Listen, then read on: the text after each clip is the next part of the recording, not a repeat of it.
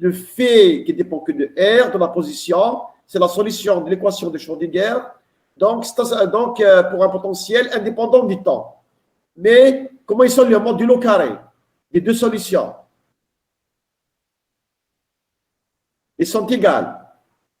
Donc, en particulier, combien le modulo carré de psi R de t? Est-ce qu'il dépend du temps? Non, monsieur. Non, monsieur. Exactement. Donc, la densité de probabilité, est-ce qu'elle dépend du temps? Ne dépend pas du temps. On dit qu'elle est stationnaire. À partir de là, le mot stationnaire, il est venu. D'accord? Très bien. Donc, la solution, l'équation de Schrödinger générale, la plus générale, stationnaire, ça veut dire l'équation aux valeurs propres, elle est donnée par l'équation numéro 50. Vous la voyez? Ça égale combien? Allez-y. Dans le cas parce que tout à l'heure, on va prendre un potentiel comme ça. Allez-y. Est-ce que quelqu'un va nous lire l'équation 50? Allez-y. C'est quoi l'équation numéro 50?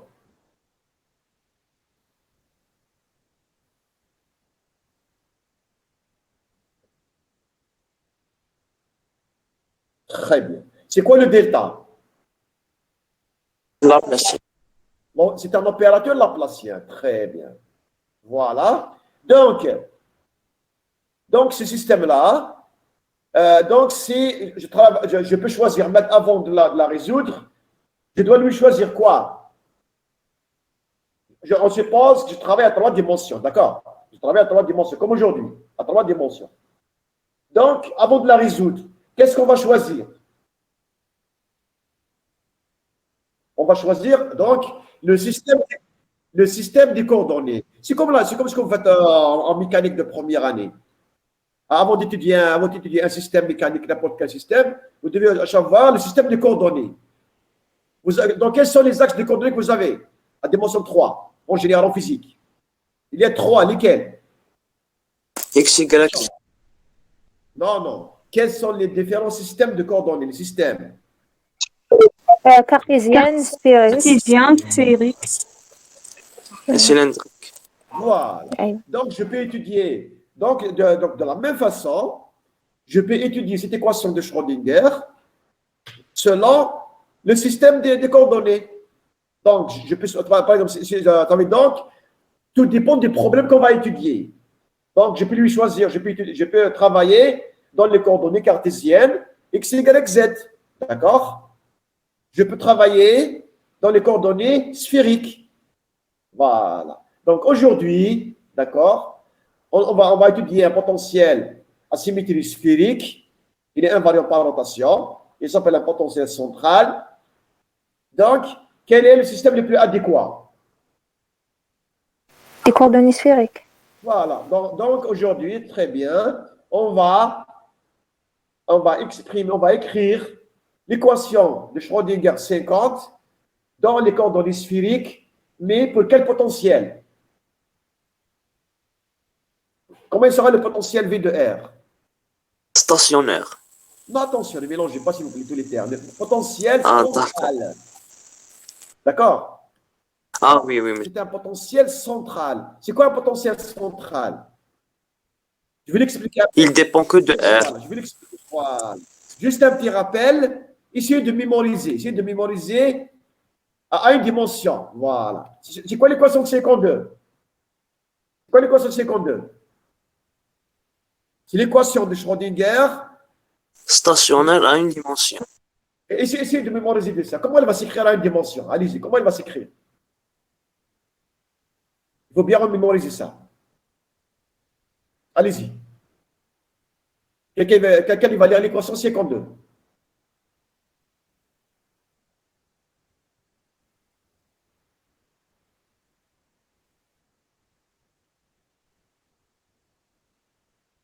Voilà. Donc, ça, c'est l'équation de Schrödinger la plus élémentaire. D'accord?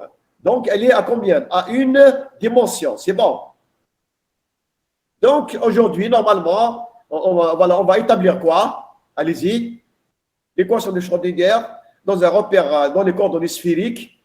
pour un potentiel central. C'est bon? Voilà. Très bien. Donc, maintenant, on peut entamer voilà. Très bien. Donc, c'est pas la peine que je... Bon, ça, il faut lire vous-même. Hein? Le rappel, moment cinétique orbital, il faut lire vous-même. L'essentiel, voilà ce qu'il faut retenir. On a besoin aujourd'hui. Les coordonnées sphériques, on les a fait déjà. C'est bon, les coordonnées sphériques. On ne va pas répéter ça. Vous les connaissez maintenant. Est-ce que c'est bon? S'il vous plaît. Les coordonnées sphériques, vous les connaissez, c'est quoi les coordonnées sphériques? Donc, R θ phi. Voilà le repère, coordonnées sphériques. Très bien. Donc, l'élément du volume, on l'a fait déjà. Moment cinétique orbital. On a fait donc Lx, Ly, Lz. Est-ce que vous vous souvenez de ça? Et 6, 7, 8. Les formes différentielles du moment cinétique orbital. Est-ce que vous vous souvenez de ça? La révision, chapitre. Oui, monsieur. Voilà. Donc, aussi le L au carré. Vous vous souvenez de l'équation 10? Apprenez pas ça, hein? D'accord? Il faut savoir que ça veut dire qu'il faut avoir les buts sur les formes mutuellement. Vous connaissez comment il s'écrit L au carré en différentiel? L'équation numéro combien? Allez-y, quelle équation? L au carré. 10. Voilà. Aussi L plus et L moins. En termes différentiels. Voilà. Donc, l'essentiel, voilà, il faut retenir l'équation numéro 10 aujourd'hui. Hein. Alors qu'on va s'écrire le L au carré. On aura besoin de ça aujourd'hui.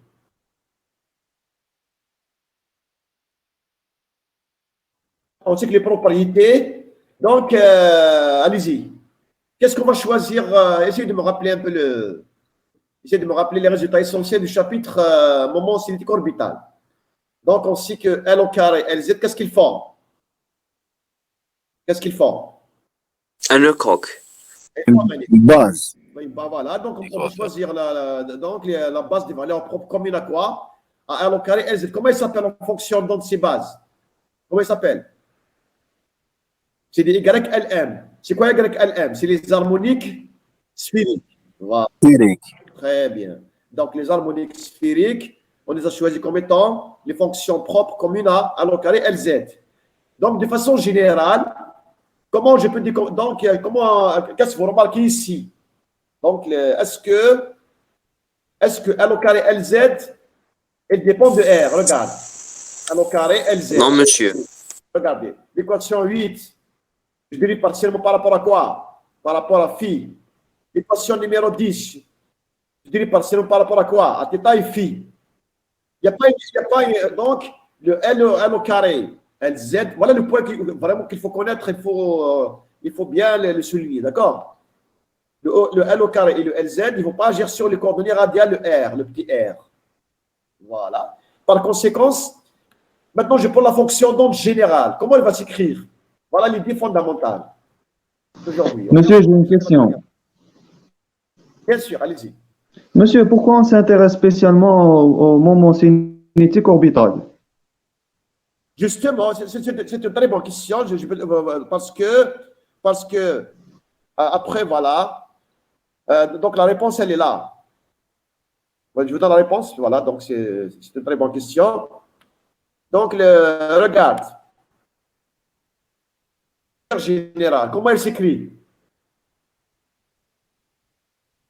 Monsieur, c'est à cause du potentiel central. Non, ce n'est pas potentiel central. Bien sûr, à cause du potentiel central, mais aussi pourquoi? Oui, bien sûr. L'équation numéro 1, l'équation stationnaire. Voilà, l'équation 50. Voilà, l'équation 50. Monsieur, Ça dépend de R. Attendez. Dans l'équation 50, j'ai quel opérateur différentiel? Dans l'équation de Schrödinger. Voilà. Donc, voilà le point. Voilà, monsieur, la réponse à ta question. C'est un point fondamental. Donc, dans le cas d'un potentiel central, on montre que l'opérateur, le Laplacien delta, il sera lié à quoi, à votre avis? À L au carré. C'est un résultat très, très important. Il va faciliter les calculs énormément. Donc, c'est grâce à ça, le problème il sera résolu facilement. Je vous répète. Dans le cas d'un potentiel central, l'opérateur delta, il sera lié à quoi? R carré. Voilà. D'accord, monsieur? Merci. D'accord, monsieur? Oui, monsieur, merci. Donc, parce que moi, je connais L au carré. Je connais ses valeurs propres, ses vecteurs propres. D'accord? Donc, je connais même les valeurs propres, les vecteurs propres de quoi? De delta. D'accord, monsieur? Donc, ça, c'est très important. On va montrer que le delta est relié à L au carré. On va le faire tout à l'heure. Donc, on peut faire le problème facilement maintenant. Voilà, monsieur. Donc, revenons au document 1, plutôt au chapitre. Voilà. Donc, puisqu'on a dit que le L au carré, regarde ici, le L au carré et le LZ, ils ne vont pas agir sur le R. J'ai accepté les études. Donc, la fonction d'onde. Donc, la fonction d'onde totale, voilà donc l'idée fondamentale. Je peux, comment je peux la décomposer? Allez-y. Comment je peux décomposer la fonction d'onde? La fonction d'onde totale, voilà. En deux fonctions qui dépendent de R et des coordonnées. Voilà, la fonction d'onde totale, hein, qui va dépendre de quoi? Attention, elle dépend de quoi la fonction d'onde totale psi? Elle doit dépendre. R, de détail de phi, elle est totale. D'accord?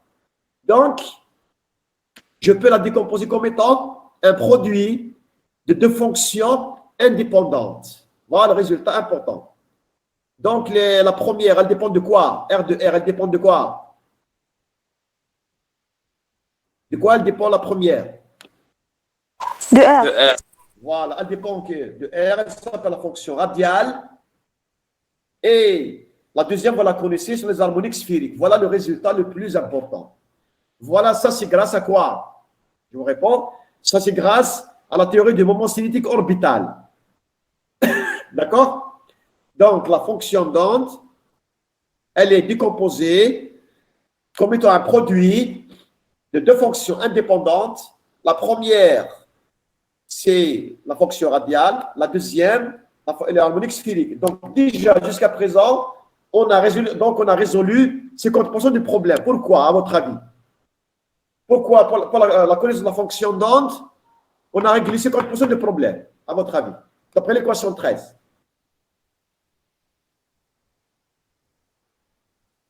Parce que le potentiel central dépend de R. Oui, non, ici, de voir l'équation numéro 13. Numéro 13. Pourquoi? Grâce à l'équation numéro 13, ça veut dire je veux connaître la fonction d'onde totale. Pourquoi? Grâce à l'équation numéro 13, on a réglé 50% du problème.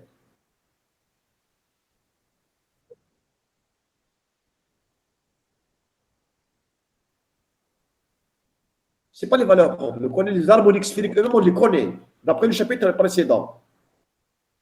Donc, si je prends un L, je fixe L et M, je connais les harmoniques sphériques. Est-ce qu'on les connaît?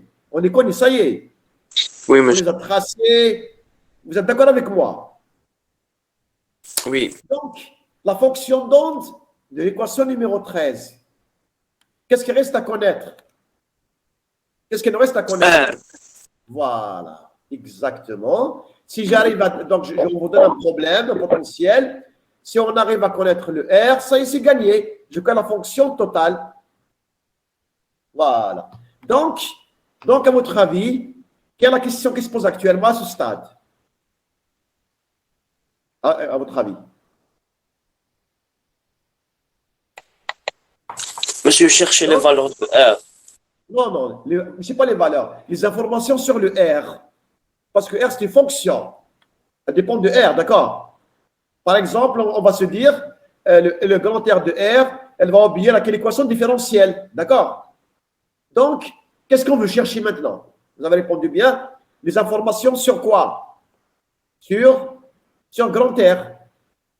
D'accord? C'est ce qu'on va chercher. Très bien. Donc, voilà donc l'équation 14 et 15, l'équation valeur propre de L au carré LZ, les harmoniques sphériques. Donc, n'oubliez pas que la fonction non totale, elle est comment? Comment il faut la normaliser? Comment il faut normaliser à dimension 3, à votre avis? Ça, on est en train de révision, c'est le chapitre précédent. Comment on va normaliser à dimension 3? L'équation 17. C'est pas la 3. C'est quoi l'élément de... C'est important, donc je vous répète. C'est quoi l'élément déviant, voilà, l'élément du volume en sphérique? L'équation 4 et 5, s'il vous plaît. C'est important ça. Allez-y, mademoiselle, égale combien? Dévié égale quel élément de volume égale combien?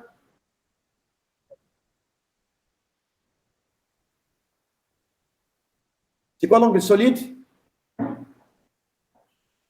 C'est sinus θ, dθ dφ. Attention. Donc, l'élément de volume, soit vous choisissez R au carré, sinus θ, dr dθ dφ, ou bien vous divisez en deux radial et angulaire. Donc, dv égale R au carré dr fois d de l'angle solide. Combien d de l'angle solide?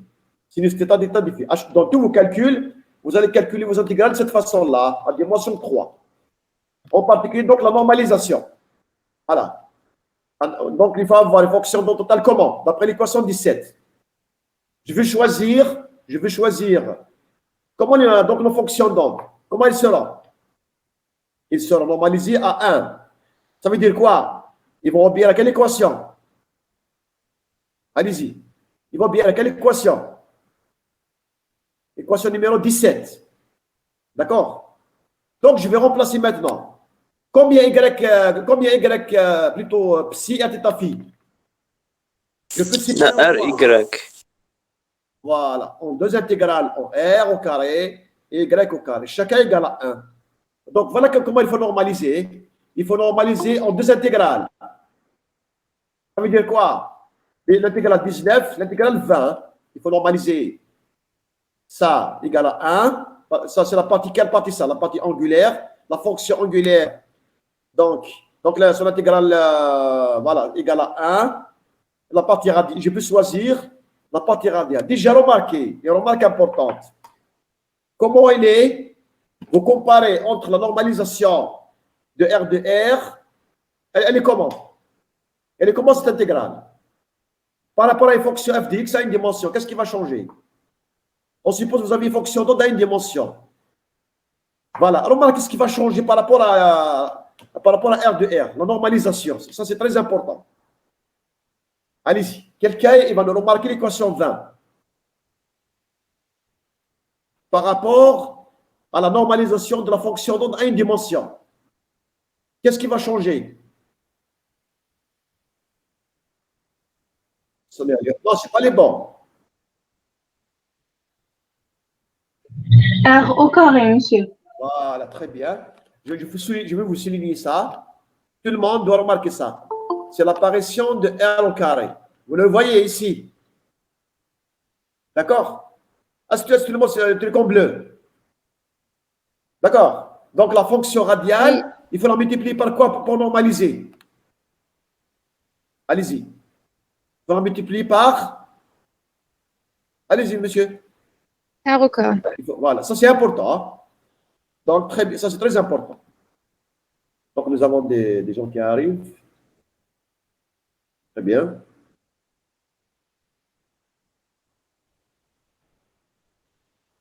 Ok, très bien. Donc, maintenant, je pense avec tous ces ingrédients, on peut entamer le potentiel central. Voilà. Ça y est? On entre dans le sujet, ça y est, tout le monde, on va débarquer. Voilà. Donc, de façon générale, donc, on veut résoudre quoi maintenant? L'équation de Schrödinger par le potentiel central. C'est bon? C'est le vif du sujet. Donc, on va entrer dans les détails. Regarde. Je prends un potentiel quelconque, en général. V dépend de quoi? Évidemment, le potentiel, il est indépendant du temps. Potentiel indépendant du temps. Il ne dépend que de la position vecteur, position R. Encore de l'isphérique. R, c'est quoi? En général. V dépend de quoi en général? Allez-y. V va dépendre de quoi? De façon générale. ارتطاف في. Voilà. J'ai un potentiel indépendant du temps. En général, il dépend de quoi? Par exemple, là, en cartésien, il dépend de quoi en général? Voilà. En cartésien. Un potentiel à 3 dimensions, il dépend de quoi en général?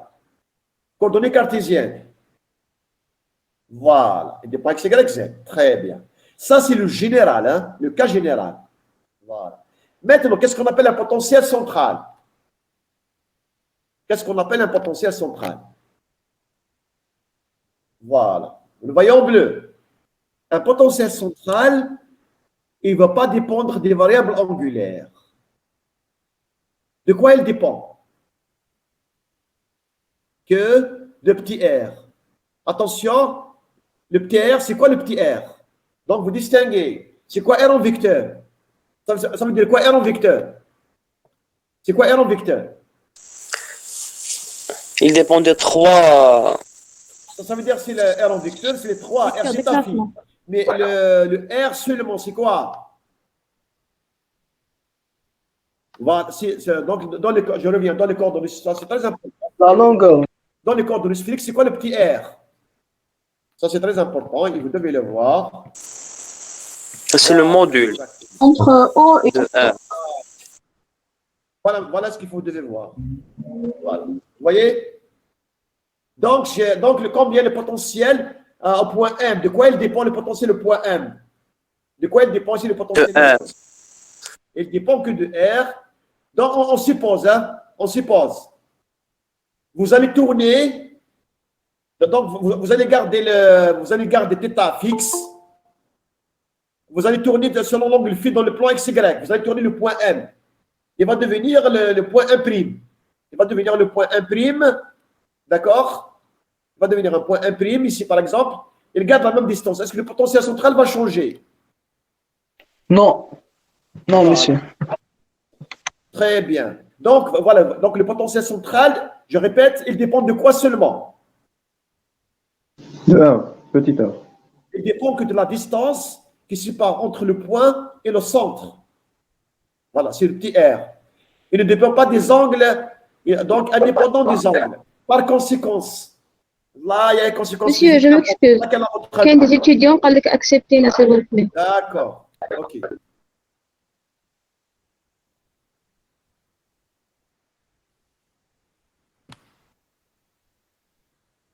Allez-y. Ça, c'est vraiment Vraiment, c'est très important, ça. Hein? Donc, le potentiel, regarde, quand je vais tourner, on suppose, vous allez tourner votre système de l'angle phi, à hauteur de Z. Regarde, on suppose, vous êtes en point M, d'accord, vous démarrez de là. Votre système, vous allez subir une rotation de l'angle phi, hauteur de Z. Le point M, il va passer au point 1'. Est-ce que, au cours de cette rotation, la distance change?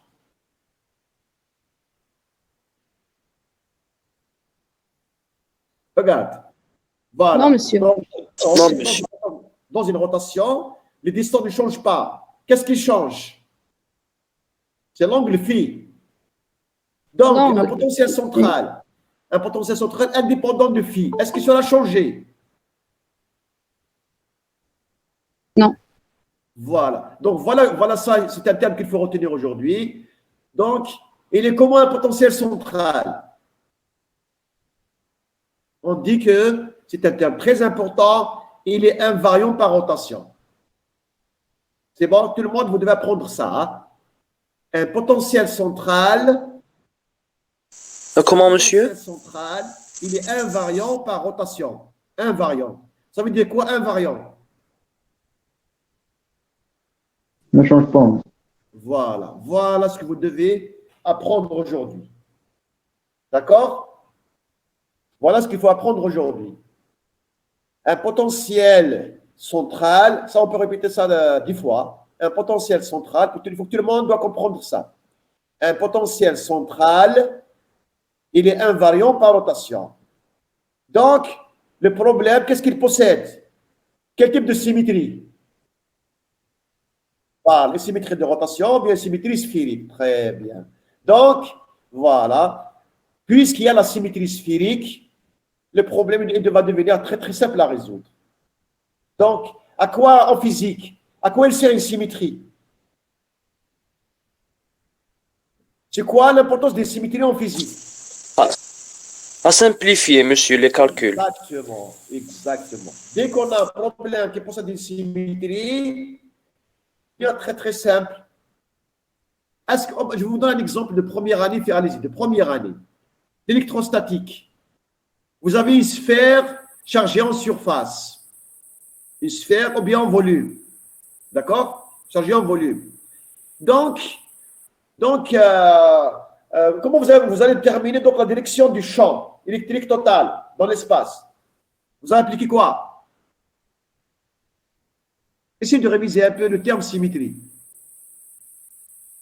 Allez-y, comment il est le champ dans l'espace pour une sphère chargée en volume ou bien en surface? Il est comment le champ? Radial. C'est quoi la direction? Il est symétrique. À savoir la charge. Voilà, donc c'est radial. Le champ, il est radial. Grâce à quoi? Grâce à la symétrie sphérique. Donc en physique, la symétrie, elle sert à quoi? Répétez-moi.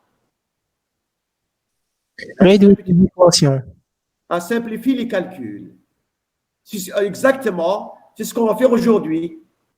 Aujourd'hui, donc, tous nos calculs, ils seront simplifiés grâce à quoi? À votre avis?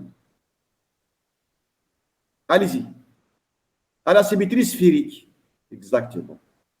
Grâce à la symétrie sphérique, vous allez voir tous nos calculs, ils vont devenir très très simples. Donc, on va trouver donc l'équation de Schrödinger pour la fonction radiale très très simple. Ça d'une part. Je vous donne aussi notre propriété en mécanique quantique de la symétrie.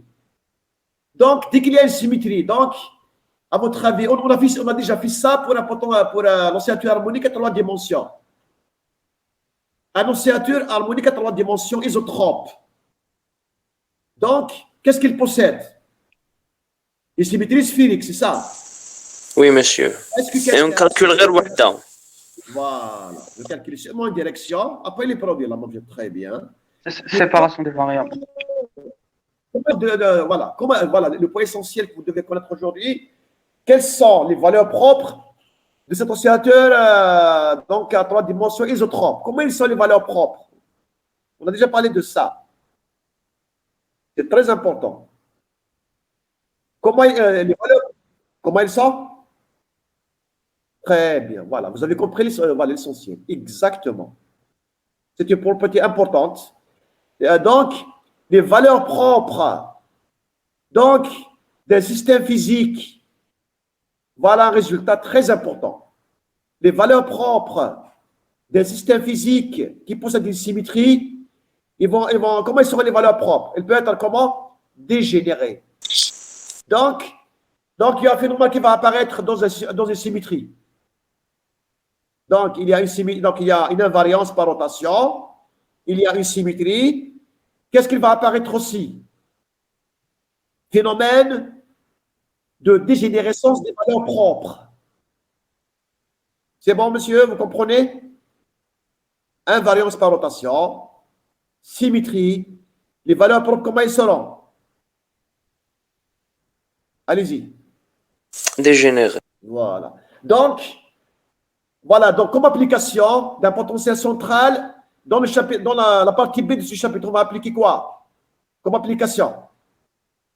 Un exemple physique, on va traiter le chapitre B, la partie B de ce chapitre.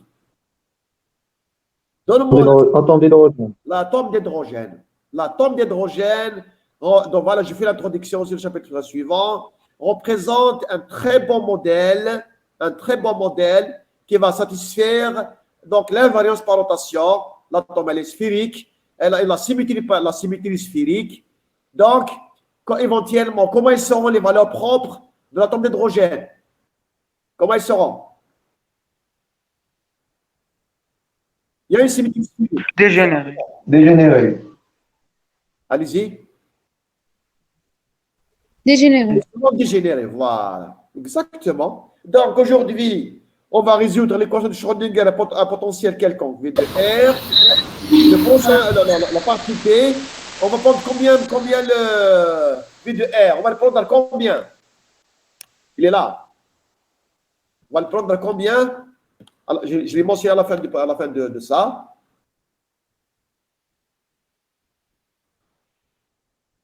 On va prendre combien V de R? Combien l'expression de V de R pour l'atome d'hydrogène? Voilà un exemple concret directement. Exactement. Vous le voyez? Le potentiel de l'atome d'hydrogène égale moins E carré sur R. Il dépend de quoi? De quoi il dépend? De R. Il dépend de la distance R. Voilà le potentiel central qu'on va étudier. Donc, la prochaine fois, on va trouver quoi? La fonction d'onde de ça. C'est bon, le schéma il est clair maintenant? On peut passer vers les calculs. Voilà le schéma. Voilà donc les points importants. Maintenant, on peut entamer les calculs. Les calculs deviennent très simples. Hein? Les calculs ils vont devenir vraiment très, très simples.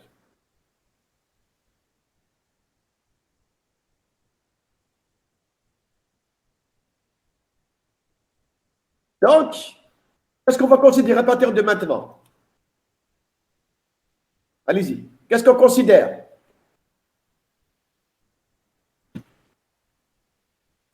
Allez-y. Qu'est-ce qu'on va considérer à partir de maintenant? Un potentiel comment? Un potentiel central. Donc, V dépend de quoi? V dépend que de R. Voilà. Et De R. et de phi. Très bien. Donc, là, on passe aux coordonnées sphériques. On a expliqué. Voilà l'hamiltonien. On a déjà parlé de ça. Combien l'hamiltonien du système? Égal combien? Évidemment, j'ai pris la masse grand M, d'accord? J'ai pris la masse égale à grand M. C'est bon? C'est la masse. Donc, il est comment l'hamiltonien? Il va nous dire combien l'hamiltonien? Delta. Très bien, voilà. Donc, je vous informe, donc, on a déjà fait ça dans l'appendice du chapitre du chapitre moment cinétique orbital. Voilà l'expression différentielle de Laplacien. N'apprenez pas ça, hein. On vous le donne. Le Laplacien, l'opérateur Laplacien, dans les coordonnées sphériques, est donné par quelle équation? Allez, voilà. Ça, c'est très important, ça. Hein? D'accord? Donc maintenant, l'idée, est-ce que quelqu'un va donner, c'est quoi l'idée maintenant? L'idée, c'est quoi? Donc, ce Laplacien, donc je compare entre l'équation 23 et l'équation numéro 10. Attends, je vais vous écrire ça dans le fichier original, d'accord? Dans le fichier, donc je vous montre le fichier directement. Attendez. Vous allez voir de façon directement ici.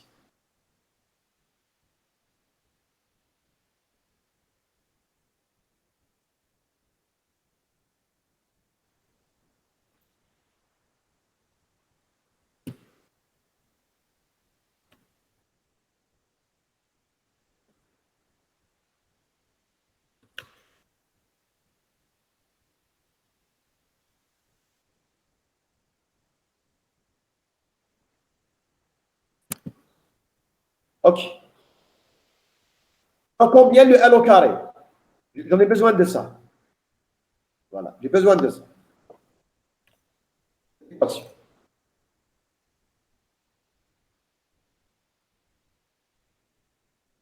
Le delta.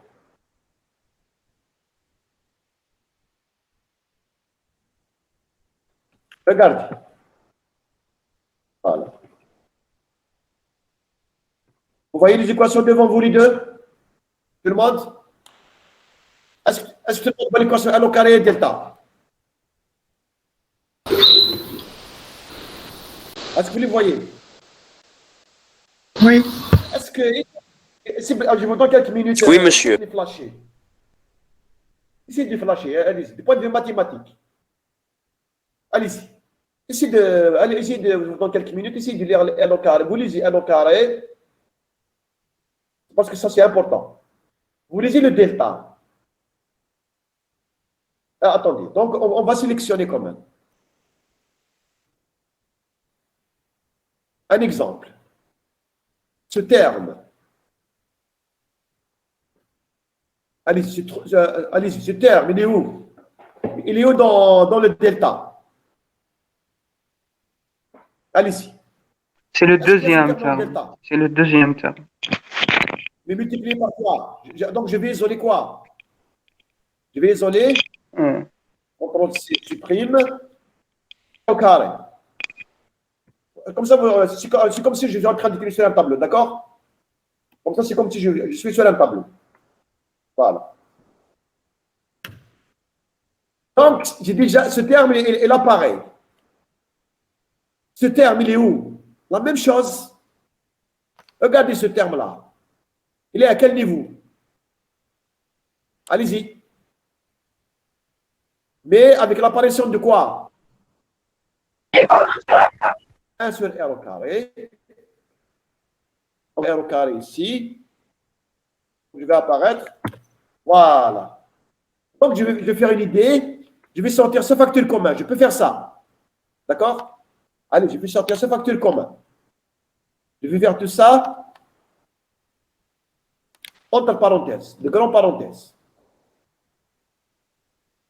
Est-ce que vous travaillez avec LaTeX? Est-ce que vous connaissez le LaTeX, le SW? Voilà, donc il est commun pour travailler. Il est important. Et il vous donne à créer les calculs de façon très simple. Voilà. Très bien. Regarde. Ça, j'ai presque apparu le... Voilà. Donc, regarde, le 1 au carré. Donc, j'ai apparu ce terme-là. Il est apparu. Donc, ça s'égale combien? Ça égale combien, à votre avis? D'après, en fonction de 1 au carré, combien? L au carré.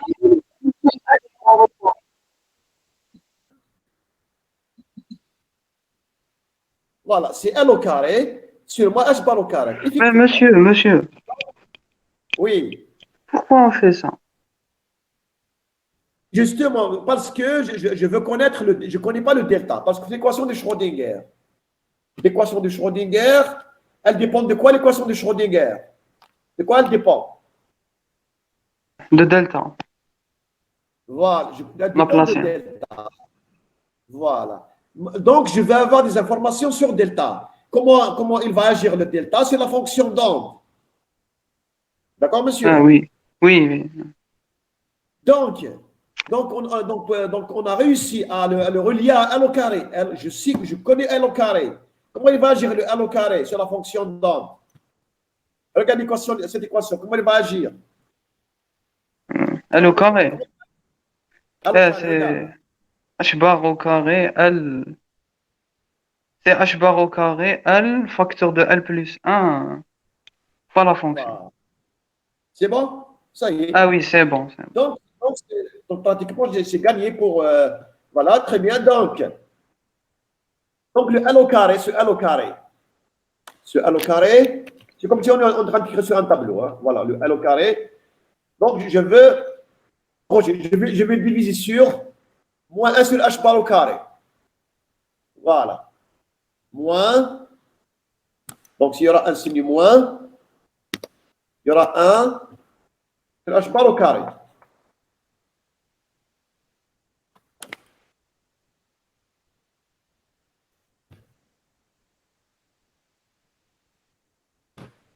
Donc, voilà. Donc, je peux remplacer ce terme avec quoi? Avec quoi je vais remplacer ce terme? Moins L au carré sur H bar au carré. Voilà. Il est là, exactement. Le voici.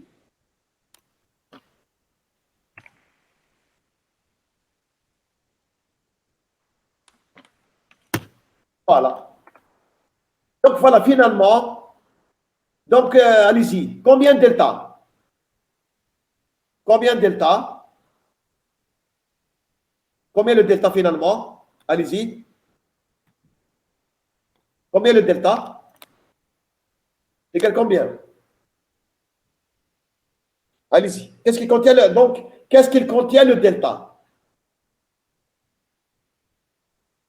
Vous lisez l'équation que je mets en sélection. Allez-y.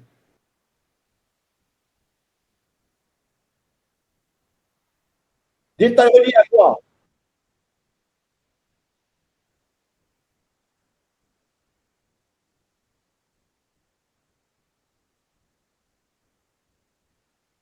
Exactement. Donc, j'ai trouvé une expression comment? Très, très simple de quoi?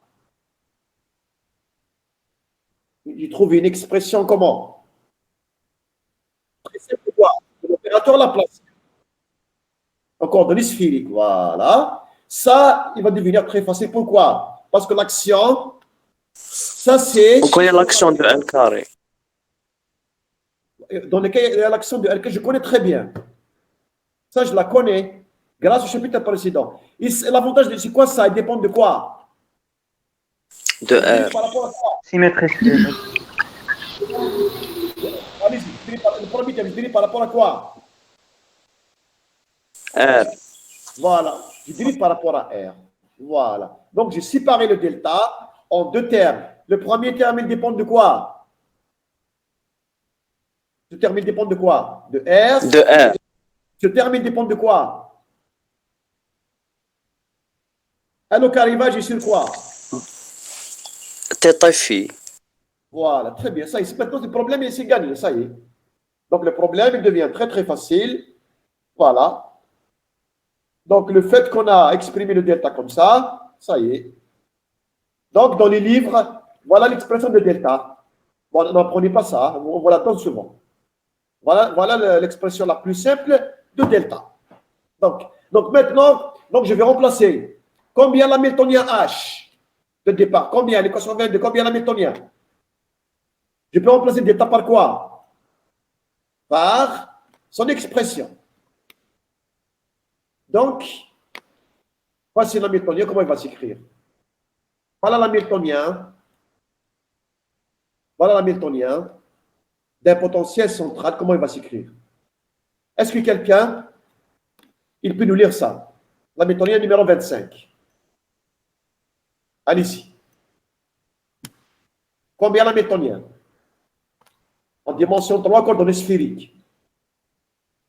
Égal combien? Allez-y, quelqu'un va nous lire ça. Moins h bar au carré sur 2m, 1 sur r au carré dr de r au carré dr, d sur dr, je veux dire, plus 1 sur 2m r au carré, l au carré, plus le potentiel VR. Voilà. On a réussi à faire ça, à écrire l'hamiltonien de façon très simple pour un potentiel central. Voilà. Maintenant, ça aussi, il y a une conséquence importante. Laquelle, à votre avis? Qu'est-ce que vous remarquez? Donc, au départ, j'ai quelle époque? Quels sont les opérateurs qui forment un écoque? Je connais déjà. L carré, L z. L au carré, LZ. Très bien. Grâce à la formule à l'expression 25. 25. Donc, H au carré, qu'est-ce que je remarque? H au carré. Il est comment H au carré avec le L au carré? Qu'est-ce que vous remarquez? Combien le commutateur de H avec le L au carré? Il est comment avec le L au carré? Qu'est-ce que vous remarquez? Regarde ça. Donc, le commutateur de H avec L au carré. Est-ce que donc, je calcule H avec L au carré. Allez-y. Ça, c'est très important. Le H, il est là. Voilà le H. Combien le commutateur H L au carré? Je veux le commutateur de H L au carré. Allez-y. Combien?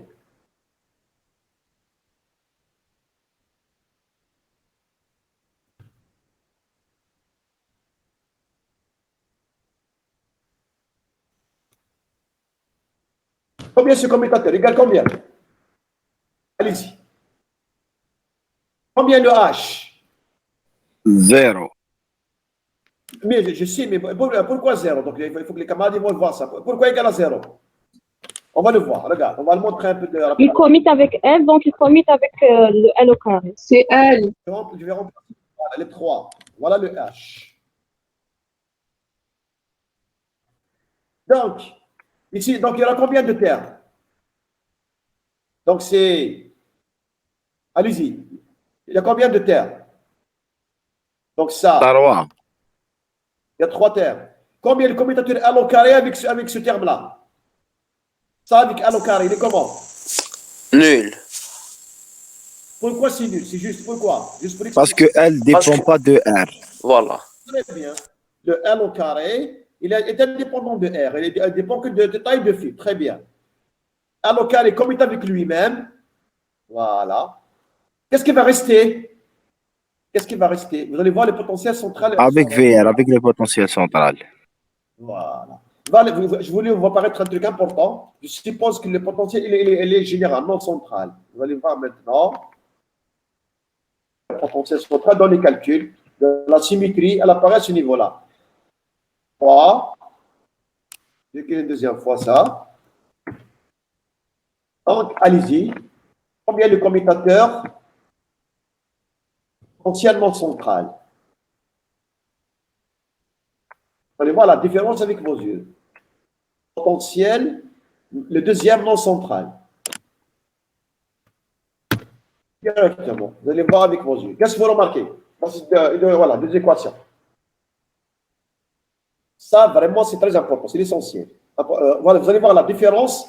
Donc, comment les calculs vont se simplifier dans un potentiel central, un potentiel non central, général. Allez-y. On voit clairement que ça, le premier central, égale combien? Combien le commutateur vidéo avec le L au carré? C'est nul. 0. Pourquoi? Il ne dépend pas de R. Voilà, le L, il n'a aucune relation avec le R. Potentiellement central quelconque. Est-ce que vous remarquez le L, le V, dépend de quoi? De détail de phi. Voilà, le potentiel, on suppose là. Donc, allez-y. Donc, il est comment le commutateur de ça? Il n'est pas nul, monsieur. Donc voilà les points importants. Donc, HL au carré ne commute pas. Donc, maintenant, donc puisque, donc je vais séparer un peu en deux, central et non central. Voilà, ça c'est central. Donc ça, je suis HL au carré égale à 0. Qu'est-ce qu'on sait au départ? Qu'est-ce que je sais aussi? Donc, est-ce que H commute avec LZ? Donc, on montre facilement. Par exemple.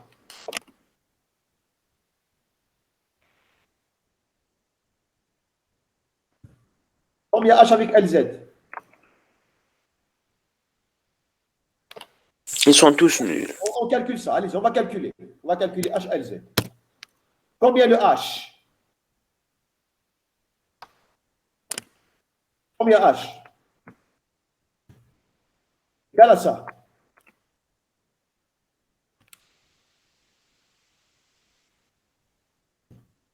Allez-y. Le LZ, comment il va agir? De la même façon. LZ, il est où? LZ, c'est quoi sa formule? Qu'est-ce que fait le LZ? Moins H bar D sur D phi. Voilà. Donc, combien le commutateur de premier avec LZ? Ce terme-là avec LZ? Nul. Voilà. Ça est nul. Le deuxième, je sais qu'à l'occasion LZ, oh, ça c'est connu, hein? J'ai connu ça depuis le chapitre précédent. Il est comment à l'occasion LZ? 0. 0. Il faut mettre des codes. Et VR avec LZ, de la même façon. Combien? LZ. Donc, égal à 0 aussi. Donc, je trouve combien? Je trouve combien? Égal combien? Qu'est-ce qu'on constate? Monsieur. Oui. Monsieur, j'ai pas compris. Le premier terme, pourquoi Ce terme-là. Je parle de ce terme. Oui, C'est ça. oui. Je vais te voir le LZ. Voilà le LZ, monsieur. Le LZ, il est là. Ah, le LZ. Ah, خلاص, c'est bon, c'est bon. C'est bon. Regarde, le LZ au carré, Ah, c'est bon. vous devez remarquer, ça c'est important. Tous Ah, les c'est bon, opérateurs, c'est bon. non, ça, c'est important. LX, LY, LZ, M au carré ne touchent pas à R. Ils touchent R θ. Ils n'ont aucune relation avec la variable angulaire, alors que la variable radiale. Donc qu'est-ce qu'on remarque? Je remarque H au carré égale à 0. Je sais que HLZ égale à 0. Donc, quelle est votre conclusion? Donc, je vais construire un nouveau écoque. Lequel? C'est quoi le nouveau écoque? Elia, allez-y. Je vais construire un nouveau écoque. Formé par quoi? Voilà. Par H, L au carré, LZ. Très bien. H, L au carré et LZ. Le voici. Qu'est-ce qu'il forme? Qu'est-ce qu'il forme? Une base commune. Il forme un écoque. Voilà. Vous voyez? Donc, le H, il va s'ajouter à quoi? À 1 au carré LZ. Donc, les trois, ils forment un écoque. D'accord. Donc, en mécanique quantique, comment on forme un écoque? Donc, ils vont construire, ils vont admettre une base commune, c'est ça. Comment je vais indexer la base commune? Quels sont les indices? Allez-y. Je vais choisir un état. Monsieur, c'est les nombres quantiques. Très bien, c'est les nombres quantiques, c'est parfait. Donc, je vais choisir donc un état commun. Un état commun, voilà. Je vais l'appeler psi, voilà, la fonction d'onde. Je vais l'appeler psi, l'état propre commun. Je vais l'appeler le psi. Quels sont les indices de l'état propre commun? Chacun va donner un indice. Je connais deux indices, lesquels? Le deuxième et le troisième, je connais leurs indices, lesquels? Le deuxième, c'est quoi? C'est quoi l'indice de L au carré? C'est L et LZM. L. C'est quoi? Donc, je vais ajouter donc, je dois ajouter l'indice de H. Pour l'indice de H, vous avez soit c'est le E, comme ça, la valeur propre, c'est le E. Soit c'est le N. Si vous avez travaillé des alliés, c'est le N. Voilà. Donc, comment on va noter un état propre commun aux trois? La fonction, donc, il sera psi de quoi? N, L et M. Comment on appelle le N? Rappelez-moi de la prière. Comment il s'appelle le N?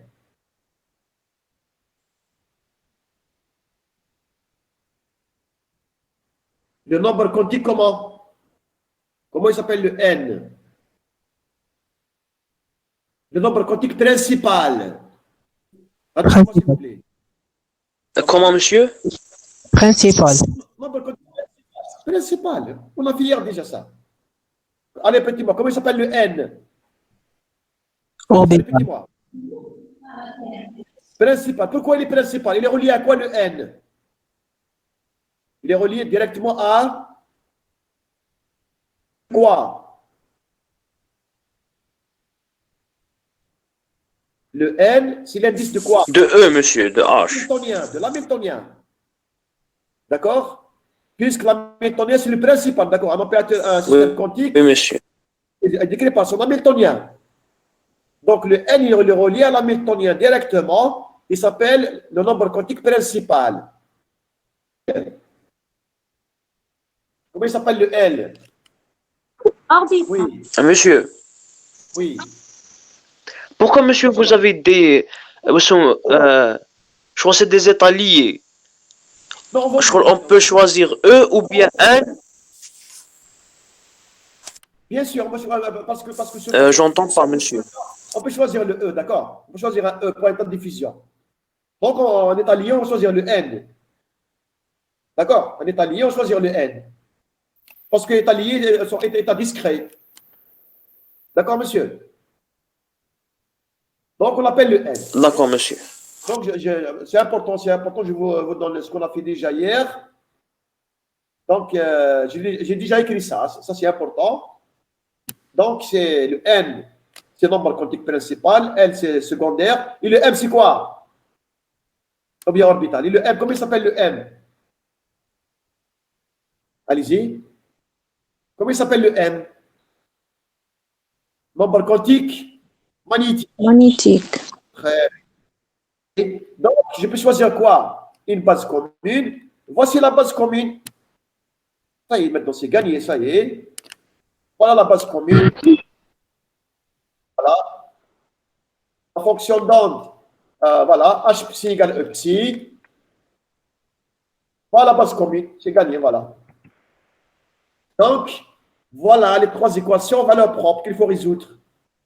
Est-ce que quelqu'un, il va nous lire ça? J'ai la fonction d'onde totale. Voilà la base commune. La première, c'est quoi? La 29, c'est quoi? C'est H psi E psi. Donc, c'est celle de H. La deuxième, la 30, celle de quoi? La 30, c'est celle de quoi? Celle de N au carré. La 31, c'est celle de LZ. De LZ. Voilà. Voilà. Le premier Monsieur, s'il vous plaît, monsieur. Oui. تقدر تقول لنا تعاود لنا واش معناتها انيكوك؟ Un écoque, c'est quoi? Un écoque, ensemble complet d'observables qui commutent. Ça veut dire un système pour qu'il forme un ensemble complet d'observables qui commutent, il doit avoir deux conditions. Laquelle? Quelles sont les deux conditions pour avoir un écoque? Allez-y. C'est quoi la condition? 2 à 2, commutation 2 à 2. Il faut avoir monsieur deux opérateurs qui commutent. Ils ont commuté 2 à 2. Il y a une deuxième condition. Lesquelles?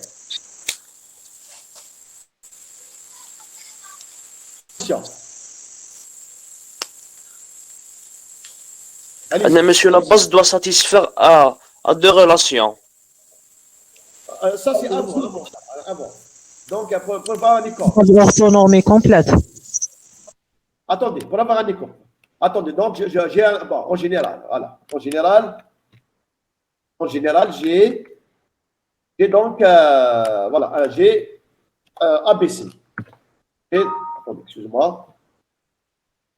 J'ai trois opérateurs ABC. A. Quelconque. A. Et le B. Et le C. D'accord. Donc, à quelle condition il forme un écoque? C'est quoi la première condition? Ils commutent entre eux. Et comme 2 à 2. Ça veut dire A, voilà, H. Donc, c'est-à-dire A. C'est-à-dire, il y a deux conditions. La première condition, donc il faut que le AB, le commutateur AB,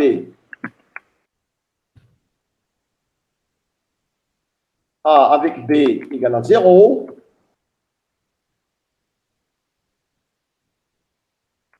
La deuxième, donc c'est AC. Donc c'est AB égale à 0. AC égale à 0.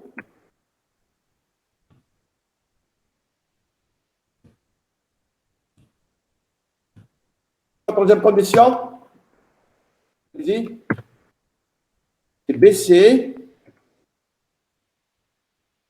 Donc c'est BC égale à 0.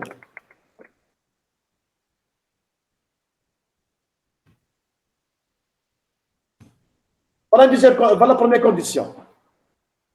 D'accord? Quelqu'un va nous répéter ça, allez-y. Allez-y, quelqu'un va nous répéter ça, s'il vous plaît.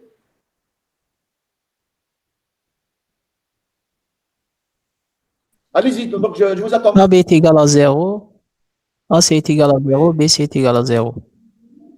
Voilà. Donc, les trois, il peut admettre, donc un écoque, les trois A, B, C, il peut admettre une base commune, donc des valeurs, des vecteurs propres. Comment il serait l'indice des vecteurs propres? Par exemple, donc le A, il va donner donc l'indice petit a.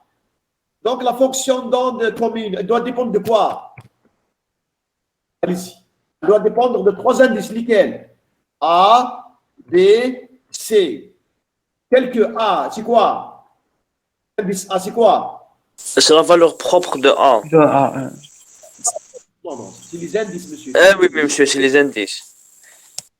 Il doit venir de quel opérateur? De A. Je peux pas voir, c'est AB. Ça, c'est pas un éconque. Je dois avoir dans la valeur. Donc, il y a un seul indice. Donc, ABC, tel que le choix de vecteur propre commun, je dois le ramener avec 3 indices. Le A, c'est quoi? Il vient de quoi? De premier opérateur. B, il vient de quel opérateur, l'indice B? Allez-y. De B. De B, donc un seul indice. D'accord? Un seul indice, vous avez une seule possibilité. Je dois avoir une seule possibilité. Laquelle? Donc, il y a la possibilité psi ABC. Je dois choisir un A dans le A, le B dans le B, le C dans le C. D'accord? Voilà comment il faut un éconque. Si par exemple, je vais choisir des indices comme ça, ce n'est pas un éconque. Voilà pour qu'il forme un éconque. Voilà. Donc, c'est le cas ici. C'est le cas ici. Donc, le H, il est représenté par le N, le L au carré par le L, l'autre par le M. Voilà, donc je peux former un éconque. Merci, monsieur. Merci, monsieur. Donc, voilà la valeur en valeur propre. Maintenant, le problème devient très facile. Voilà, ça y est le problème en valeur propre. H psi égale E psi. Combien le H? Voilà l'équation de Schrödinger. La fonction d'onde psi r θ phi. Voilà. C'est bon? Maintenant, combien le psi r θ phi? Combien psi r θ phi? Comment elle va s'écrire psi r θ phi? Voilà. Comment elle va s'écrire? Allez-y. Comment on écrit psi r θ phi? Elle est là.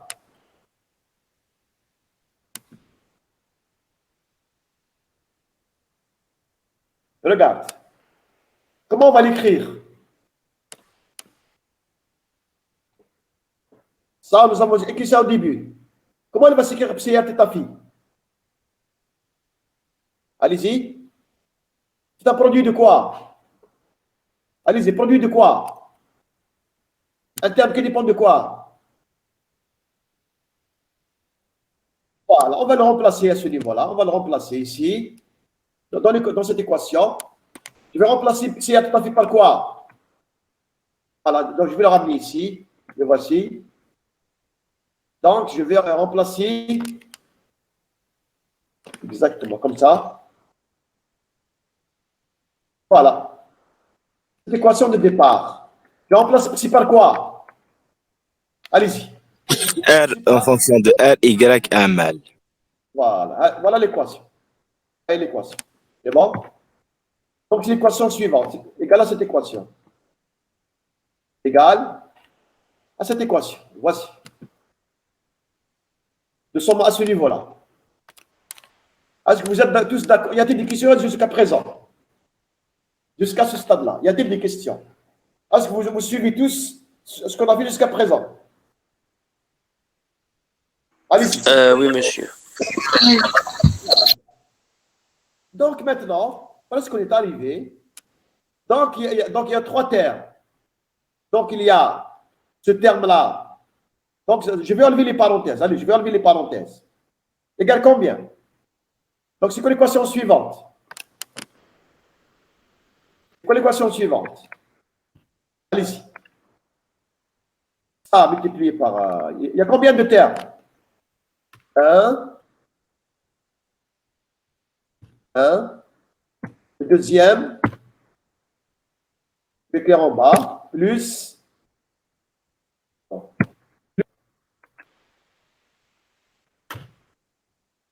Voilà, égale combien?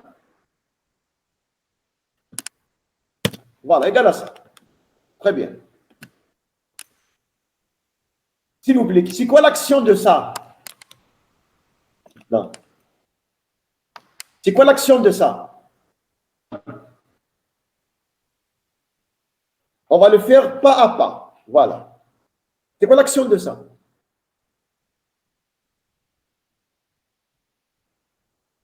Allez-y. C'est quoi l'action de ce terme-là? Ce terme, il dépend de quoi? Monsieur de R. Est-ce que monsieur il va réagir que de Choisama il va réagir que sur R, monsieur? Très bien. 0, monsieur. C'est bon? Voilà. Il ne va pas agir sur R de ta fille. Ça, donc, c'est une partie radiale, regarde. C'est une partie radiale. Il n'y a pas de theta, il n'y a pas de phi. Est-ce que vous remarquez? Vous remarquez? Il n'y a pas de theta, il n'y a pas de phi ici. Donc, il ne va pas agir Simplifie sur ça. Y. Non, je vais le mettre à gauche. Je vais le mettre à gauche. D'accord? Donc, bien, je vais le garder. Je peux le mettre comme ça. Je peux l'écrire comme étant. Ça veut dire qu'il va agir sur le. Il va agir. Je vais mettre une parenthèse et l'autre parenthèse comme ça. Voilà.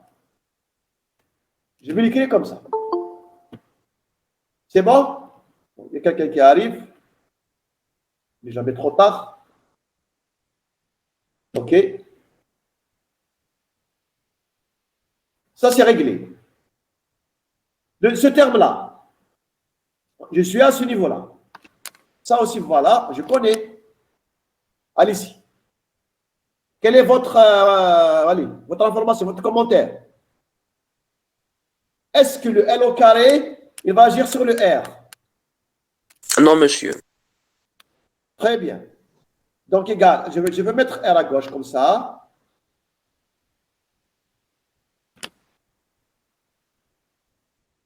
C'est quoi l'action de L au carré sur L et θ phi? D'après l'équation numéro combien?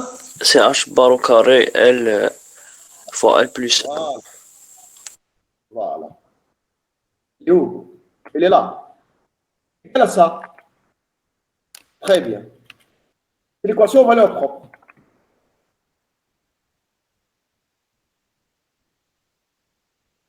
Donc, je suis là. Donc, ça égale. Très bien.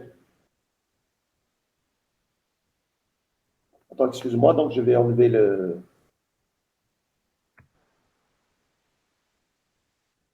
Ça, je vais l'enlever.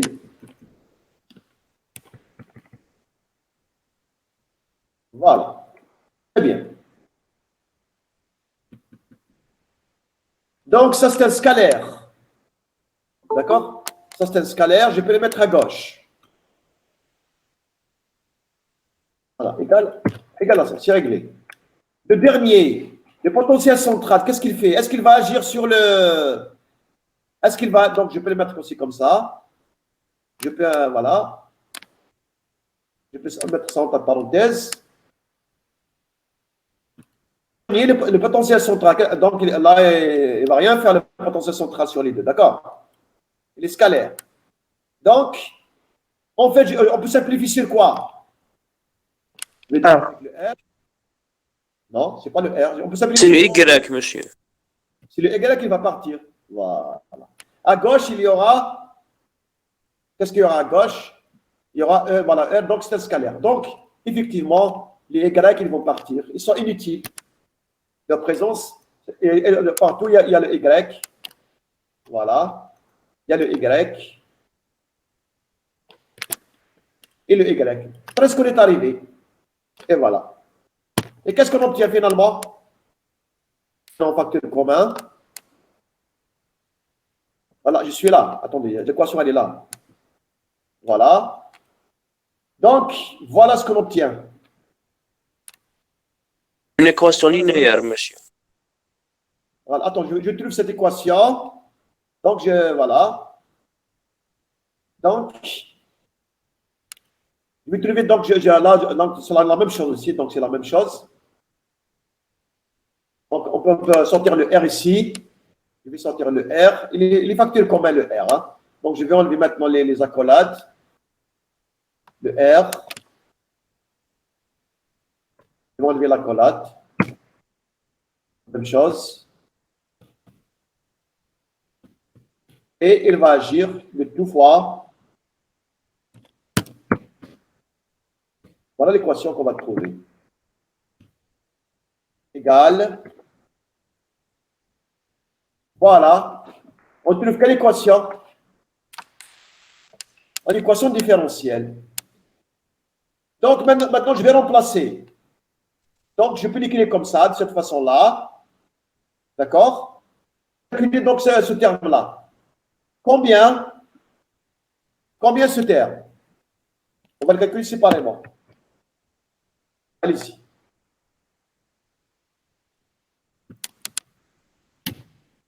Calcule ça, allez-y. On va calculer. Combien ce terme-là? Égale combien?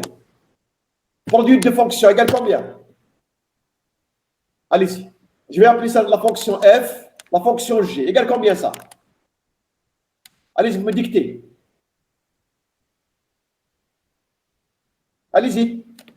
On développe, on enlève les parenthèses. Produit de fonction. Allez-y, vous me dictez combien? Égal à début de et non, égal à 2R. Fois 2R. Ah, non, par rapport à R.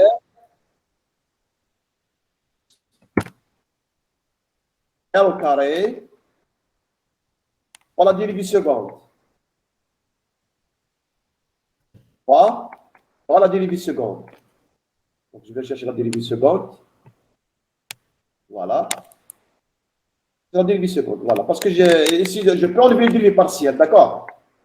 Parce que le R ne dépend que de R. Voilà. Par la dérivée seconde. Je peux mettre dérivée droite parce que R dépend d'une seule variable. Hein. Donc, je peux mettre comme ça. D'accord? Par rapport à la dérivée au carré. Voilà. Voilà ce que je trouve. Je vais le remplacer à ce niveau-là. Je vais le remplacer ici. Attends, essayez de diviser tout par 1 sur R au carré. Allez-y.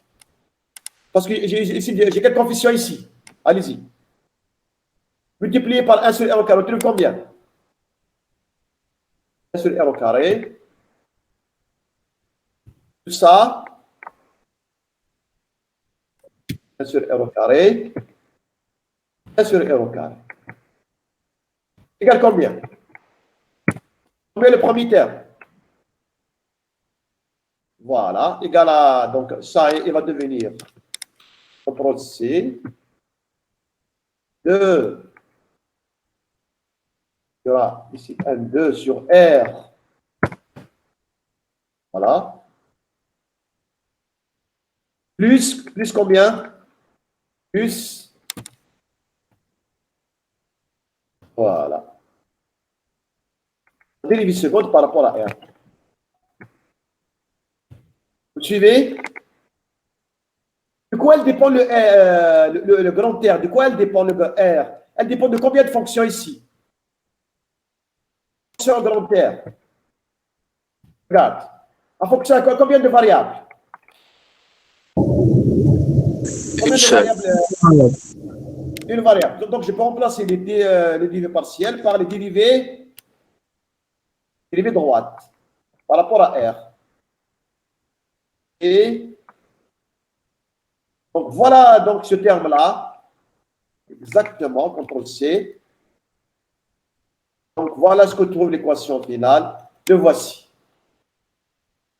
Vous le voyez? Donc, voilà le résultat aujourd'hui. On va s'arrêter à ce niveau-là. Quelle est l'équation différentielle satisfaite par le grand R, la fonction radiale? Tout le monde? Voilà le résultat aujourd'hui. Et on termine la séance. Le grand R, objet, quelle équation différentielle? Est-ce que quelqu'un va nous lire ça? 32. 32. Est-ce que quelqu'un va nous lire ça? On va analyser ça un peu. On va la comparer avec quoi? On va la comparer. Donc, allez-y. Dans le cas une dimension, qu'est-ce qui va changer? Attends, je vous ramène le dossier à une dimension. C'est très important. À une dimension.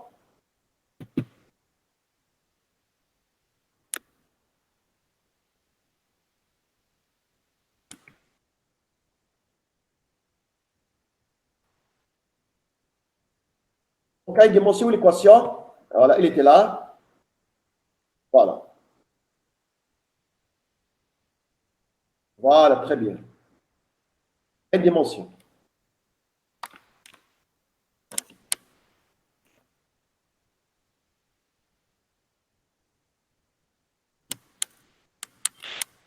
Allez-y. Quel est votre commentaire? Il y a un nouveau terme. À une dimension. À Ah, une dimension. Allez-y, vous faites une comparaison de ça. deux termes. Allez-y, qu'est-ce qui va changer? Ça, c'est la fonction radiale. Hein? Allez-y. Il y a deux termes en plus. D'abord, donc, là aussi, je peux l'écrire comme ça. Je peux la développer comme ça. Donc, je vais enlever les parenthèses ici. Moins. Donc, elle va s'écrire comme ça. Moins h bar au carré sur 2m. Je multiplie par moins h bar au carré sur 2m. D'accord? Voilà. Moins h bar au carré sur 2m. Voilà. Donc, il y a, les amis vont partir. Voilà, les amis vont partir. Il y aura ici un 1. Voilà l'équation. Allez, on compare terme par terme. Comparaison. Allez-y. Est-ce que ce terme, bon, je vais l'appeler grand terme aussi, c'est la même chose. Hein. Est-ce que ce terme, la dérivée seconde par... Bon, donc ici, j'ai la variable quoi? La variable de R. Ici, c'est la fonction radiale R de R. La fonction radiale R de R. Ça, c'est la fonction totale, la fonction 1 dimension phi de X. Voilà, deux fonctions. La première, elle dépend de quoi? R, elle dépend de quoi? Allez-y, le petit R. La deuxième, elle dépend de quoi? De X. Ce terme-là, est-ce qu'il apparaît? Oui. La dérivée seconde par rapport à R. Ici, c'est quoi? Par rapport à Votre commentaire. Apparemment, là, ça ressemble un peu, d'accord? Ça veut dire que je vais passer de là à là, d'accord? Donc, le terme en dérivée seconde, est-ce qu'il y a un changement? non. Voilà. Dérivée seconde, il n'y a pas de changement. Le terme en potentiel V de R, il y a le V de R ici, il y a le V de X. Voilà. Donc, qu'est-ce qu'il y a de plus par rapport à une dimension? Qu'est-ce qu'il y a de plus? Il y a une dérivée première et... Attendez, il y a combien de termes de plus d'abord? Deux termes. Ça, ici, il y a combien de... Donc, le premier, apparemment, le premier terme et le dernier terme ne changent pas. Voyez, qu'est-ce qui va apparaître? Deux termes au milieu, lesquels? Allez-y. Voilà le premier terme qui va apparaître. Ça, c'est quoi? Un terme en quoi, ça? En dérivée première. Première fois 1 sur R. Et l'apparition aussi de quoi? Voilà le point le plus nouveau. C'est quoi? Allez-y. Qu'est-ce qui va apparaître? Qu'est-ce qui va apparaître? Le L. Allez-y. Non, allez-y, du point de vue mathématique, c'est purement, monsieur. Qu'est-ce qui va apparaître ici? Une constante. Non, attention. Attention, je vais l'apparaître comme ça. Supprimer. Voilà.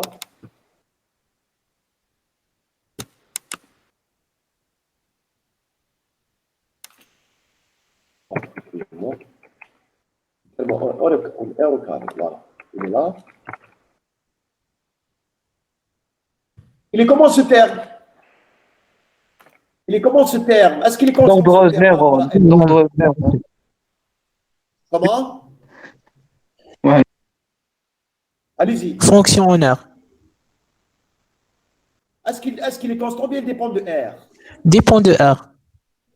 Voilà. Donc, en réalité, ça, c'est un comment? Comment il s'appelle ça? C'est un autre potentiel qui va apparaître. D'accord? Ce potentiel, il est dû à quoi ça? Il est dû à L. D'accord? Quelles sont les valeurs de petit L? Faut pas oublier. Quelles sont les valeurs de petit L? Entier. Des entiers.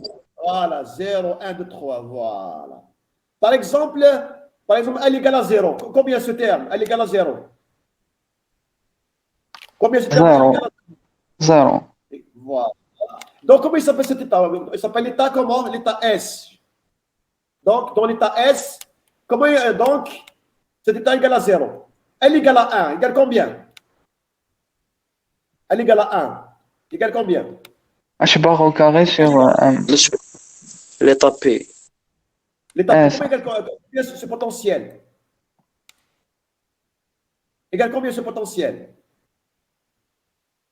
Allez-y. H bar au carré sur M. 2h bar au carré. Ce potentiel, H est-ce bar qu'il est au attractif ou bien répulsif? Ce potentiel, est-ce qu'il est attractif ou bien répulsif? carré. Allez-y. Quand est-ce qu'on dit Attractif, c'est attractif, attractif. Pourquoi il est attractif? Parce qu'il est positif, monsieur. Non, c'est monsieur, il est répulsif, il est positif, monsieur, c'est le contraire. Attention, monsieur, les charges de même signe. Comment ils vont venir? Le produit, comment le produit charge de même signe, monsieur? Attention. Positif. Ah, c'est bon. C'est Voilà, bon. voilà. Donc ça, il est comment? C'est un terme comment? C'est un terme comment? Attends, est-ce qu'il est répulsif ou bien attractif? Ce terme, il est comment? Répulsif. C'est un terme répulsif. Donc, quelqu'un, il va nous expliquer, on fait la conclusion. Elle est comment? Qu'est-ce qu'elle contient? L'équation de Schrödinger pour la variable radiale. Allez-y, conclusion. Elle contient combien de termes? Allez-y. Le premier, c'est quoi? Le premier, il ressemble à quoi? Moi, H bar au Ressemble carré. le premier. À quoi il ressemble? Il ressemble au cas? Au cas? Unidimensionnel. Par rapport au carré sur deuxième, dérivé par rapport à R au carré. Le dernier, qu'est-ce qu'il contient le dernier? C'est le? Qu'est-ce qu'il contient? Le Potentiel. potentiel. Donc, qu'est-ce qui va apparaître dans ce cas? Combien de termes supplémentaires? 2 termes. Lesquels? Le premier, c'est quoi? Allez-y, lisez, monsieur. C'est quoi le premier terme qui va apparaître? Moi, H bar au carré sur M fois 1 sur R, D sur DR. Plus un terme de potentiel comment? Un terme d'un potentiel effectif comment? D'un potentiel comment? Répulsif. Voilà. Donc, on va s'arrêter à ce niveau-là. Voilà le résultat, voilà l'essentiel. Voilà l'équation de Schrödinger d'un potentiel central. Vous devez tous apprendre par cœur donc, ces deux équations-là. Ça, apprendre par cœur. C'est bon? Voilà. On a établi quand même l'équation de Schrödinger pour un potentiel central. L'équation radiale. Donc, la conclusion. Donc voilà. Comment la solution de la fonction, donc, comment elle s'écrit? Voici écrit. La fonction d'onde potentiel central. Allez-y, la conclusion. Allez-y, c'est un produit de quoi? Produit de quoi? De la fonction radiale fois les harmoniques sphériques. La fonction radiale ou bien quelle équation différentielle?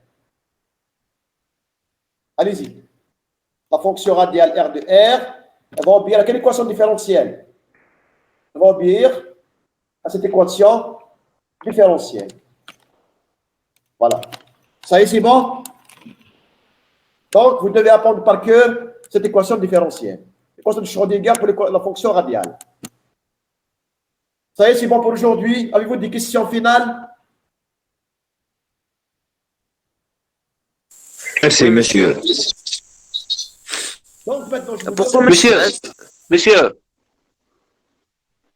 أنا la fonction قلنا هذه باللي ريبيلسيف بتاع البروبريتي.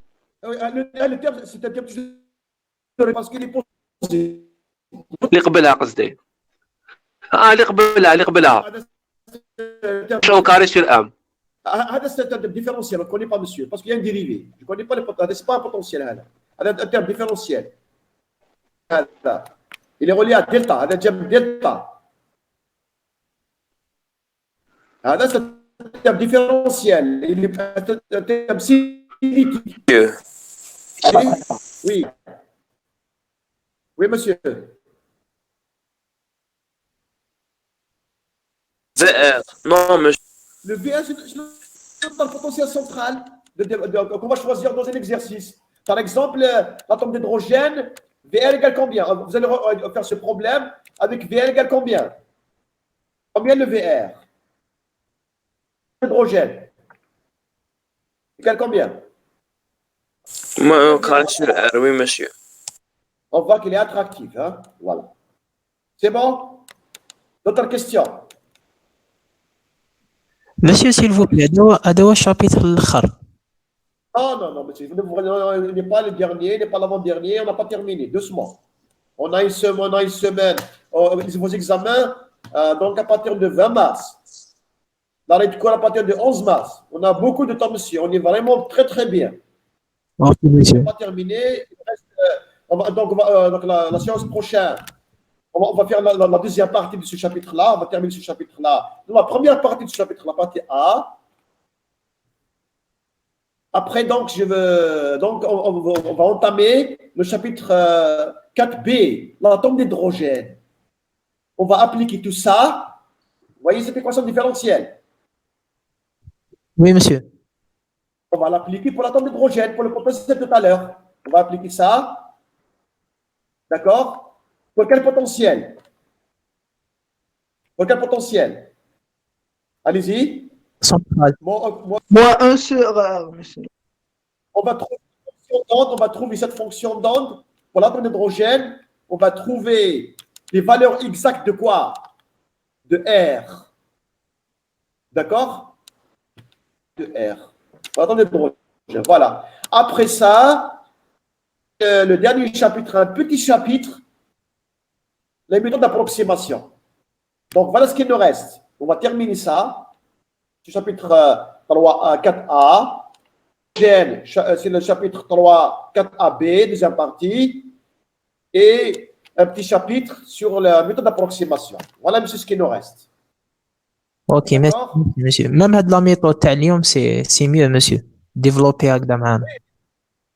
Bien sûr, donc il faut demander. Si vos camarades qui ont demandé ça. Ok, merci, monsieur. On peut terminer? Une question, monsieur. Avez-vous des questions finales? Oui, monsieur. Allez-y. Pourquoi, monsieur, le terme répulsif? Parce que c'était plus, monsieur, un potentiel positif. Il est répulsif. Là, la balle, je sais, monsieur, mais physiquement. On va l'expliquer après, on va l'expliquer. Donc, parce que physiquement, parce que là, on va aller la prochaine fois, il est là. Regarde-le. Là, on va l'expliquer donc la prochaine fois. Le voici. Voilà, il est là. Voilà, monsieur. Il suffit de lire ça, d'accord? D'accord. C'est bon? D'accord, monsieur. Ok. Merci, monsieur Sahafol. Donc, on va se voir le mardi prochain. Mardi prochain et mercredi prochain. D'accord? Inch'Allah. Mademoiselle de Bilkatia, elle est là, je pense, je vois son nom, la déléguée. Vous êtes là, la déléguée. Donc, essayez de rester un peu en live parce que hier, on a fait un petit comité pédagogique.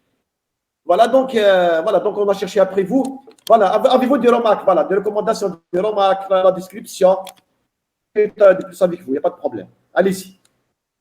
Essayez de donner votre description.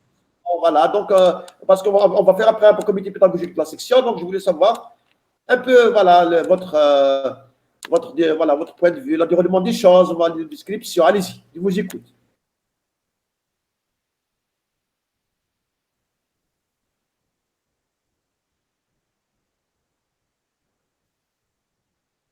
Voilà. Voilà, c'est grâce à ta camarade qui a demandé ça. Il faut demander. Voilà. À chaque fois que je vous demande, il faut demander des choses. C'est vous qui va demander. C'est ta camarade qui a demandé ça. Très bien. C'est bon, tout marche bien?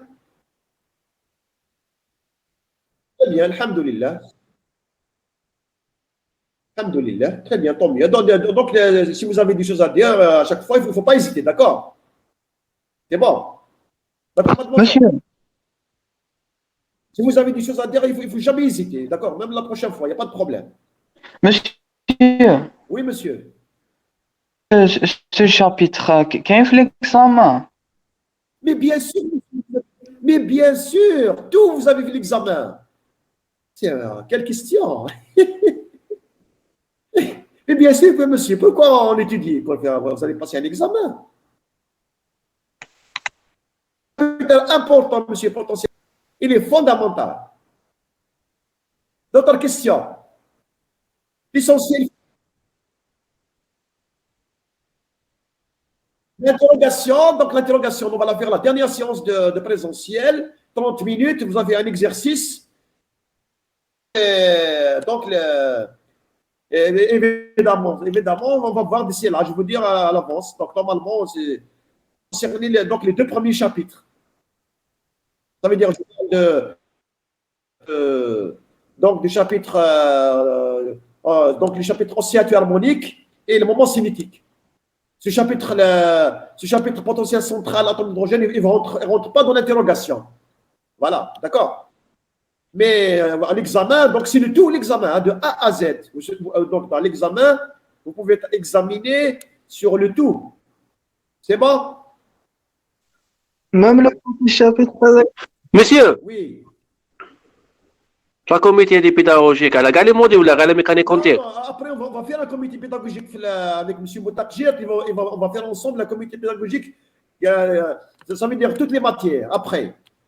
Mais il y a déjà, on a fait notre comité pédagogique voilà, de mécanique quantique. Déjà, on connaît, d'accord. On a fait des en mécanique quantique. Il y aura un autre comité pédagogique pour toutes les matières, organisé par Tarek Moutakjir. C'est bon? Voilà. Donc là, voilà, donc il ne faut jamais hésiter voilà, à chaque fois de donner vos remarques, vos orientations. Il ne faut jamais hésiter, d'accord? Très bien. Ok, très bien. Donc voilà. Donc bon courage pour la suite. Bon courage. Merci, monsieur. Au revoir. صح.